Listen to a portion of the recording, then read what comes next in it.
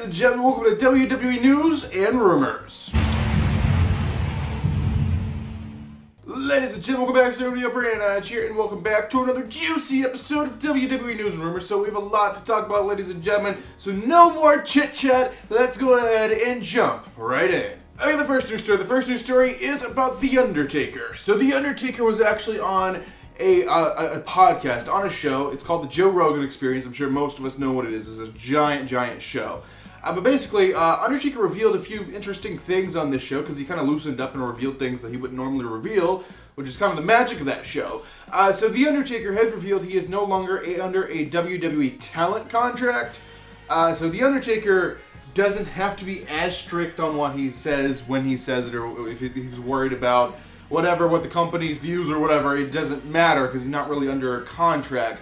He is, however, still under a, well, I guess he never was, but now he is under something called a Legends contract, which is what a lot of former WWE wrestlers are under. And it kind of is just like a deal where they can still like sell merchandise, and they can give him like, I guess they have to give royalties and stuff anyway, even if they don't have a contract. But it's a very interesting deal, and you know, WWE have their own kind of way of doing things. And he's under a Legends contract right now, not a talent contract anymore. But something a little more interesting The Undertaker revealed on the Joe Rogan Experience is that The Undertaker revealed that he has actually taken steroids before. He used to be on steroids, I guess right when he was like coming up. I guess it didn't do a whole lot for him, and he didn't use it for too long. But if someone like The Undertaker was actually taking steroids, then you know pretty much at one point the entire locker room was probably on them. Okay, the next news story is actually about Chad Gable, not necessarily directly about Chad Gable, it's more about Jason Jordan. So Jason Jordan is a wrestler who, well, he was a wrestler, he had a bad neck injury, and he looked like he had retired and would never wrestle again. Well, his good friend Chad Gable was also his tag team partner in the American Alpha Tag Team. Basically gave an update on Jason Jordan, said Jason Jordan's still fighting for a return, and it might be possible one day. He's getting closer every day, so it's not out of the question that Jason Jordan could have an in-ring return. And Chad Gable said if that happens, he would love to have a American Alpha Tag Team reunion kind of deal. So that would be really cool. I think Jason Jordan, he wants it bad enough. It's gonna happen. As for a timetable, I have no clue if I had to guess. I don't know. Maybe sometime in the next few years we could actually see that. I don't know, though. Okay, let's jump into the final news story before I jump into some rumors. This one is about Roman Reigns, our current Universal Champion. So our current Universal Champion, Mr. Roman Reigns, he had done an interview with Bleacher Report, and he actually revealed something interesting. He revealed that there is actually new music coming for him. So, as we all know, wrestlers have something called entrance music, or like a theme song or whatever. Basically, when they do their entrance, there's music behind them, and that's their music. So Roman Reigns has had the Shield music pretty much ever since he was debuted inside the WWE. I don't think he's really ever had a different music. I mean, it's been so long ago, I can't remember if he had a different one in NXT. He probably did. But NXT wasn't really established then. It was kind of like FCW kind of thing still. So it's a very, very weird thing. But Reigns is getting new music. He's finally getting rid of the Shield music. I mean, they did change it a little bit. They added like stuff and removed stuff. And it's still pretty much the same song. But they're working on something unique, something special, something that's going to fit his new character better, because when Roman Reigns returned, he was not a babyface. He wasn't this smiley good guy all the time anymore. He was a heel. He's a bad guy now. So he has to have some bad guy music, some badass music to go along with his character. So apparently that music will be coming, if I had to guess. Maybe we'll see it at the Royal Rumble. If we don't see it at the Royal Rumble, then I'm guessing they're going to save it off for WrestleMania. But to change the top stars' music, the champions' music, you gotta do it in a big pay-per-view like Royal Rumble or WrestleMania. So one of those it'll change. We'll just have to wait and see which one. Okay, ladies and gentlemen, so those are the only confirmed news stories that I talked to you guys about today. And now we're going to use my catchphrase, which is on a juice box. Ladies and gentlemen, it is now time to talk about some juicy rumors. Alright, the first rumor is about the Superstar Spectacle. So the Superstar Spectacle is this special that they're doing to try to expand more into the Indian market, like the country India. They're having like stars from India. They had tryouts. They have a bunch of stars already lined up and stuff like that. But the rumor I have for you guys about this, they're having stars from India on there just to kind of bring up the name power and be like, oh, maybe we should watch this. One of the names they really want on is Drew McIntyre. But as we all know, Drew McIntyre tested positive for it. Let's just leave it as it. So Drew McIntyre, it's kind of iffy if he would be there or not. But he announced this past Monday that he's going to be cleared Monday to be on Raw. But the question is, will he be cleared, like, just a few days earlier for Friday, which is tomorrow, to be on the Superstar Spectacle thing? I don't know. I'm feeling like if Drew was going to be on the Superstar Spectacle thing and he's cleared, he would have said that on Raw. He wouldn't say, I'm going to be on Raw next week. So it's kind of interesting. I mean, anything could happen. And I don't know how he would say he's going to be on Raw next week unless he's already taken another test and it came back negative.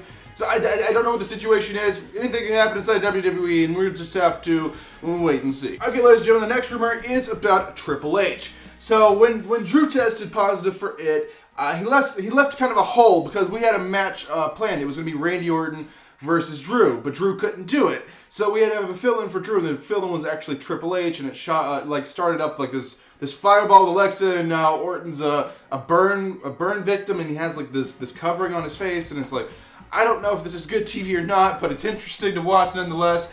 But Triple H was kind of just a fill-in spot. So after that, the question remains, wait, is Triple H going to keep wrestling? Is he going to be wrestling ever so often? Is he going to come back? The actual fact of the matter, apparently, is Triple H is not wrestling. He was just that, a fill-in person, and he's not going to be wrestling. He's not going to be returning to do a feud or anything like that. Triple H is back on the sidelines just doing his backstage stuff and nothing really to do with actually, being a performer anymore. Okay, the next rumor is about WWE and their touring schedule. So this was very interesting because, as we know, we have not seen a WWE touring schedule. We have not seen WWE on the road since last March or something? Last February or March or something like that. We have not seen WWE actually touring and actually going to different arenas and actually allowing fans in and all that. We've not seen that in a very long time. But recently, WWE announced that they're having fans for WrestleMania this year, this April, which brings up the question, okay, we're having fans for WrestleMania, but what about after WrestleMania? What happens after WrestleMania? Do we just go back to the Thunderdome or what? Well, after, in April time, most sports start up. WWE, they use different sporting arenas. If it may be like an NBA arena for the bigger shows, they'll use like an NFL stadium and stuff like that. So they use different people's facilities. But the thing is, around April time, different sports start up, and they have to have their facilities. And WWE can't just build a Thunderdome and leave it there because they have to have the arena for different things other than WWE. So WWE is basically be forced into doing a touring schedule, it looks like, and I guess WrestleMania is going to be the first one to kind of give it a trial.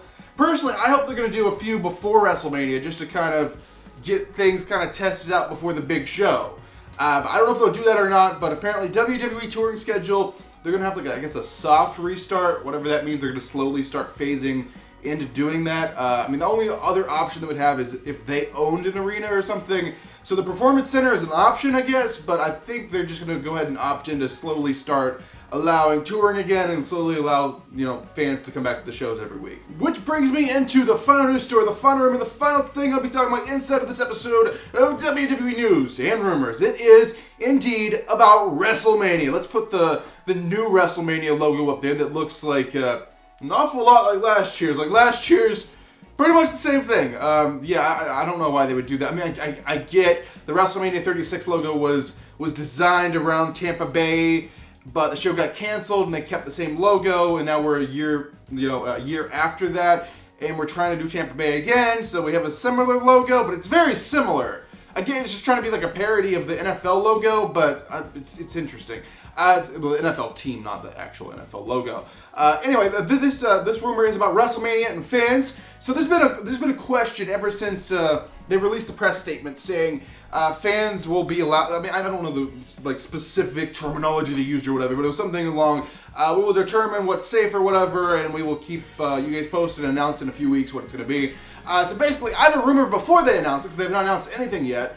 WrestleMania. They're having it in a big stadium. It's a Raymond James Stadium. Raymond James Stadium, I'm not sure, but I would guess holds around 50,000, 60,000 people. So they can't hold that many people. They want to keep spaces in between different groups to keep people safe. So the question remains, how many fans can they have in this thing safely? Well, the number apparently they've came up with and they're trying to shoot for is at 25,000 people. Now, 25,000 people is slightly more than what a Raw, SmackDown, or a normal pay-per-view would get. So we're still getting actual more fans than what we would get for a full arena, normal size arena. So that's really good. And it is spaced out, like if the stadium holds 60,000 people or whatever, and we're only at 20-some thousand, that's a pretty good percentage. We're going to have good spaces in between each group to keep everyone safe, so that's good. So we're shooting for 25,000 people. We got to remember there's 2 separate shows, so there'll be 50,000 total tickets, I guess, unless they just have 1 ticket for both shows, which I'm hoping is the option, so you don't have to like switch seats for each night if you go to both shows. But as of right now, they're saying 25,000 they're thinking. Now, this is not confirmed yet. This is a rumor. Also, as for an on-sale date, normally WrestleMania tickets will go on sale in November, but as we should know, it's the middle of January right now. It's not November, so tickets should already be on sale. So they're trying to get these on sale, I guess, as soon as they can figure out what's safe and everything and get a layout planned out. So they're thinking February at the latest, mid-February, but maybe the beginning of February. And how long is the show's going to be is the final part of this little thing I got. How long is each show going to be? Because it's 2 nights. Okay, 2 nights. Each night will actually be 3 hours, is the current rumor. 3-hour show, so that makes it a 6-hour total show. But it's only 3 hours a night, and it's expected to end before 10 o'clock p.m. Eastern Time each night. Which is good if you're watching like in the UK or something. It doesn't go off even as late as Raw. It goes off earlier than Raw would usually go off. So that's pretty good. A pretty good setup, and hopefully they keep everybody safe, figure out everything, and get tickets on sale here pretty soon. And hopefully, it won't be too hard, because I would love to go to WrestleMania and get a ticket if it's, economically possible. So there you guys have it. That is going to do it for this episode of WWE News and Rumors. Hopefully you guys enjoyed it. Right now on screen, I will leave a link to 2 previous videos for you guys to check out, as well as a button to subscribe to this channel if you're brand new here. But thank you guys for watching this video. I am Brandon Hodge, and I will see you guys in the next video.